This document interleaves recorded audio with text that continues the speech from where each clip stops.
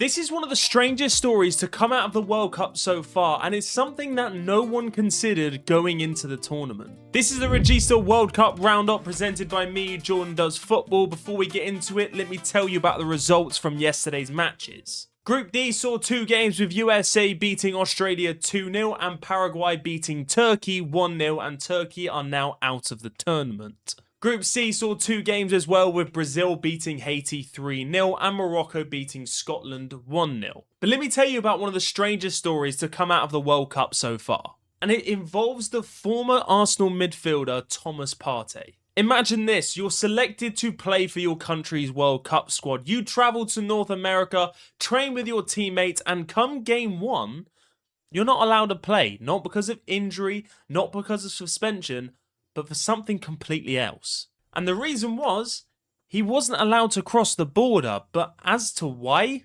it's a little bit concerning. You see, back when Thomas Partey was playing for Arsenal, he had some controversy that I can't exactly say on this app. He's been accused of some things, so he had to leave the country and it's still ongoing. But due to this ongoing legal battle, Canadian authorities would not allow him to cross the border to play for his national team. And that's what makes this story so fascinating. Because this is the first World Cup that's hosted across three different countries: the United States, Canada, and Mexico. And this has highlighted something that fans hadn't considered going into this tournament, and that is FIFA runs the tournament, but the government, they're the ones who control the borders. And clearly that's proven quite important. So this is actually the first time in World Cup history where a player was selected for his national team, travelled with his team, trained with his national team, but then had to remain in the United States and couldn't play the match with his national team. But despite missing this match in Canada, it's not all bad news for Thomas Partey, because Ghana's remaining games